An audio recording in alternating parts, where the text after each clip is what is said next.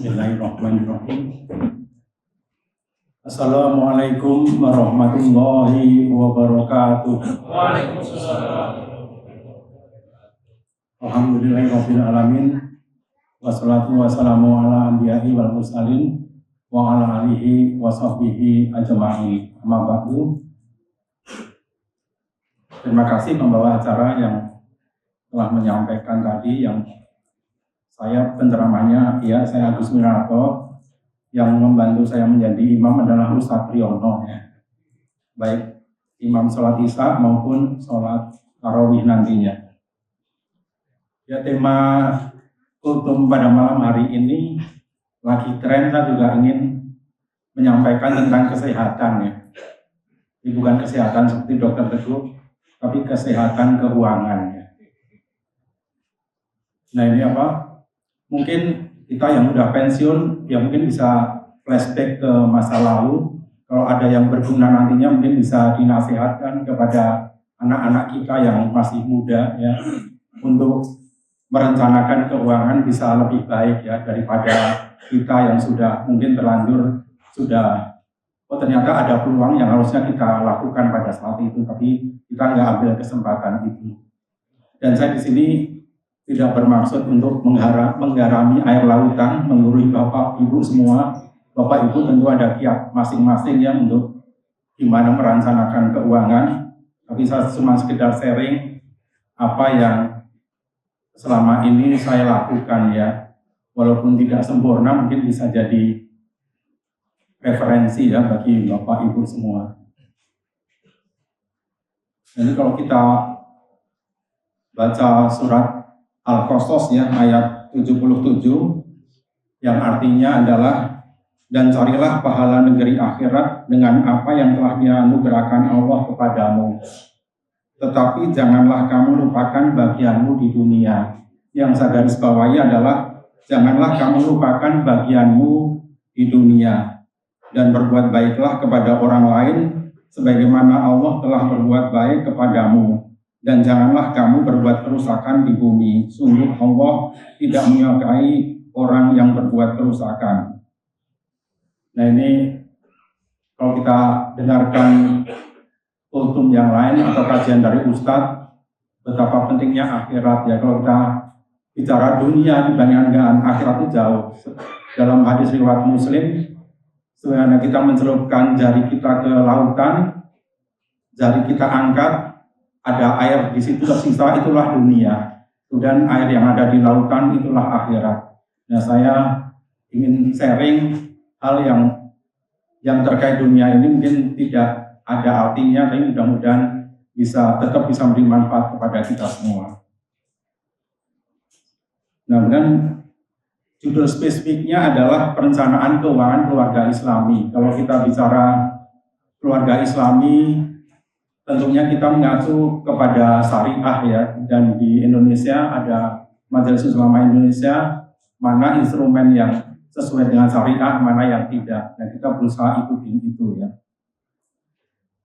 Nah, terkait perencanaan, ada Al-Quran surat Yusuf, ya, yang menarik di ayat 43, dan itu ternyata sesuatu yang luar biasa, ya, bagi saya renung-renungkan.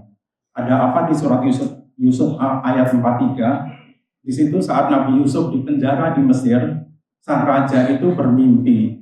Mimpinya apa? Ada 7 ekor sapi gemuk dimakan oleh 7 ekor sapi yang kurus, ya. Saat mimpi itu sang raja juga lihat 7 tangkai gandum yang hijau dan melihat 7 tangkai gandum yang kering. Saat ditanyakan kepada para penasihatnya, nggak ada yang bisa jawab. Dengan singkat kata, akhirnya yang bisa menjawab atau menakwilkan mimpi adalah Nabi Yusuf. Sehingga dari takwil mimpi yang raja setuju, Nabi Yusuf itu dibebaskan dari penjara, ya. Takwil mimpinya adalah akan ada masa selama 7 tahun, masa kesuburan, ya. Tanamlah di ayat 47-nya surat Yusuf agar rakyat Mesir, petani Mesir bercocok tanam selama 7 tahun berturut-turut sebagaimana biasa. Tapi saat panen tidak boleh dihabiskan. diambil sekedarnya saja. Yang sisa yang banyak itu taruh di lumbung-lumbung gandum, dan tangkainya tetap dibiarkan seperti itu supaya awet ya. Kemudian di ayat 48-nya, setelah itu akan datang 7 tahun masa sulit ya, atau kekeringan. Dan singkat kata hal itu terjadi ya. Jadi dan rakyat Mesir bisa terbebas dari kekeringan. Nah, apa maknanya dari 7 tahun menanam, terus 7 tahun kekeringan? Ya, saya analogikan sebagaimana kita pegawai ya. Kalau saya terusnya pegawai swasta. Kuliah katakan sampai umur 23 tahun. Dan 24 tahun sampai umur 56, kalau swasta ya, atau 55, kalau pegawai negeri 58 atau 60, kita masa produktif. Nah, setelah pensiun itu kan bahasa kering ya kan, masa non produktif. Gimana kita survival di situ? Nah, kalau kita nggak merencanakan dengan baik saat pensiun, ya kita mungkin akan, mohon maaf, kelimpungan. Itu bukan salah siapa, sebenarnya salah dari kita yang tidak merencanakan dari jauh sebelumnya. Nah, kemudian tantangan juga kita sebagai bapak-bapak nih yang bertanggung jawab untuk mencari nafkah ya. Ternyata ada surat An-Nisa ayat 9 ya, yang artinya, dan hendaklah takut kepada Allah orang-orang yang sekiranya mereka meninggalkan keturunan yang lemah ya. Kita tuh takut kalau meninggalkan anak-anak keturunan yang lemah di belakang mereka, yang mereka khawatir akan kesejahteraannya. Jadi secara ekonomi keturunan kita itu kurang sejahtera, itu kita harusnya khawatir. Dan gimana untuk menutupi kekhawatiran itu ya, kita kalau mereka ini menikah, idealnya kita ya menyiapkan biaya untuk menikah itu ya untuk anak-anak kita. Mohon maaf sambil minum ya.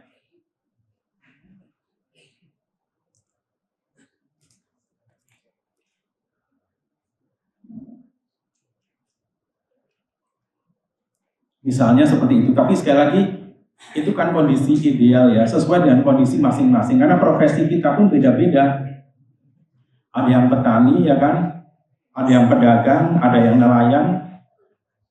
Cuman saya sharing adalah sebagai pegawai swasta. Kalau tadi petani gandum di Mesir pun diminta merencanakan seperti itu. Kalau kita adalah petani padi, katakanlah juga sebaiknya seperti itu. Saat berjaya ya okelah ditabung, disimpan. Nah, kemudian sebelum saya bicara mengenai instrumen apa nanti kita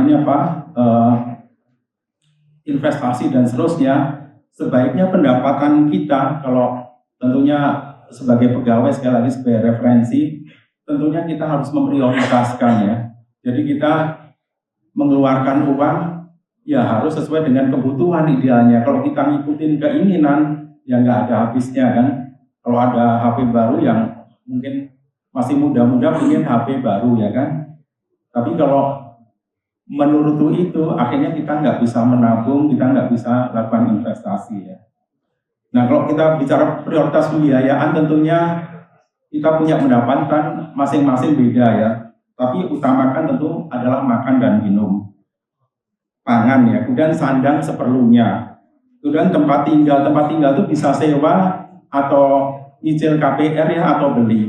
Tapi kita harus komit saat kita sewa ya harus bayar sewa itu diprioritaskan, jangan sampai tidak diprioritaskan, itu akan bermasalah, kita harus terusir dari tempat itu dan seterusnya. Kemudian bayar hutang itu juga prioritas berikutnya ya. Kemudian tentunya pendidikan, kesehatan, infak dan investasi. Nah, ini urutannya bisa bervariasi ya, tapi kalau saya pribadi berusaha untuk menyisihkan zakat, infak, sedekah itu di depan ya. Berapa persen gitu paling nggak dilarikan ke situ. Sisanya ya alhamdulillah kok ada untuk tabungan dan investasi. Nah, dan yang saya akan sharing ya ini terkait dengan investasi yang syariah. Kok saat ini yang menguntungkan adalah yang relatif liquid adalah emas ya kan. Emas beberapa tahun lalu masih 600.000 atau di bawah itu. Sekarang per gram udah 3 juta rupiah ya. Nah kemudian kok itu yang liquid, yang relatif liquid ya, atau kadang-kadang kita untuk sesuatu yang emergensi perlu sisihkan 3 bulan gaji ya. Kalau ada apa-apa kita PHK atau apa kita ada uang standby dan sebagainya. Tapi emas itu juga pilihan yang bagus karena dia bisa kita jual dengan mudah juga kan. Dan nilainya biasanya akan terus meningkat ya. Nah ini kemudian yang saya sharing juga adalah DPLK. DPLK itu dana pensiun lembaga keuangan. Kalau saya dulu, orang tua saya kan pegawai negeri, kok enak ya tiap bulan dapat pensiun. Nah ternyata kita pegawai swasta, bahkan petani pedagang pun kita bisa buka program DPLK itu. Saya pribadi punya 2 DPLK. Aksa Mandiri, pensiun 55 dan Bank Muamalat, saya pensiun 60. Sekarang saya belum 60, jadi tahun 60 saya alhamdulillah masih akan dapat pensiun ya dari Bank Muamalat. Jadi ini apa? Dan bagusnya DPLK ini, kalau kita pegawai swasta atau pegawai negeri itu termasuk yang paling taat sebagai warga negara. Secara pajak kita dipotong PPh 21 ya kan, taat pajak artinya, dan tentunya sebagai muslim kita juga perlu salurkan zakat, infak, sedekah. Dan secara pajak, kalau kita misalnya penghasilannya katakanlah 20 juta per bulan, kalau kita alihkan untuk DPLK katakanlah 2 juta per bulan misalnya, itu nggak kena pajak saat itu. Sebagaimana kita ikut jam sostek yang jaminan hari tua 2% itu nggak kena pajak. Kena pajaknya kapan? Saat kita pensiun. Saat pensiun jatuh tempo 55 atau 56 atau 60, itulah baru kita dikenakan pajak, dan pajaknya jauh lebih murah, cuma 5%. Tapi kalau kita dapat gaji langsung kita dapatkan dari pihak dari bagian penggajian, kita habiskan, kita kena pajak progresif kan. 60 juta pertama kena 5%, 60 juta sampai 250 juta kena 15%, 250 juta sampai 500 juta kena 25%, di atas itu kena 30% sampai pendapatan setahun 5 miliar, kalau nggak salah di atas itu kena 35%. Nah itu jadi pajaknya progresif dan tidak menguntungkan kita sebagai pegawai. Akan lebih untung kalau kita investasikan dalam bentuk DPLK. Penyelenggaranya banyak, ada Bank Mandiri, ada kalau syariah, ini apa, Bank Syariah Indonesia belum, tapi Bank Muamalat sudah melakukan itu ya. Nah, kemudian saat pensiun, dulu saya dikasih tahu ada Jiwasraya, Bumi Putra, BNI Life, ada Beringin Life ya. Ternyata Bumi Putra bermasalah, Jiwasraya bermasalah. Alhamdulillah sebelum pensiun saya tahu berita itu, sehingga saya program anuitas bulannya nggak pakai itu kan otomatis. Dan tiba-tiba ada sukuk ya. Sukuk itu adalah obligasi pemerintah syariah. Dan itu kita bisa dapatkan bulanan. Itu persis sekali kita dapat uang pensiun ya. Sukuk itu tiap tahun ada 4 kali dikeluarkan ya. Ada sukuk retail, ada sukuk tabungan. Akadnya adalah ijaroh atau sewa menyewa. Jadi kita zakatnya adalah dari hasil sewa itu kan, bukan dari pokoknya. Jadi itu sangat bagus. Dan dengan sukuk itu, kalau saya ikut sukuk tabungan misalnya 4 tahun nggak diambil, dan itu nggak ada risiko kalau HP kita dihack orang terus uang kita hilang, nggak terjadi. Tapi kalau belum dalam bentuk tabungan, uang kita bisa hilang ya. Jadi kalau sukuk seperti itu kita kan akadnya sama pihak bank kan manual ya, offline gitu ya, tidak online. Jadi kita aman cara penyimpanan itu. Nah, dan gimana kita bisa selain porsi yang kita harus keluarkan untuk kebutuhan sehingga kita bisa lakukan menabung ataupun investasi, kita harus sisihkan itu. Ya kita hindari, yang jelas kan gaji kan cenderung naik ya. Kalau naik jangan sampai pengeluaran juga naik seiring dengan kenaikan gaji itu ya. Di istilah kita ada lifestyle inflation ya. Jadi kenaikan gaya hidup karena gaji yang naik. Jadi akhirnya nggak bisa melakukan. Jadi kita harus dalam rangka perencanaan ini kita harus paksakan diri untuk bisa menabung atau investasi ya.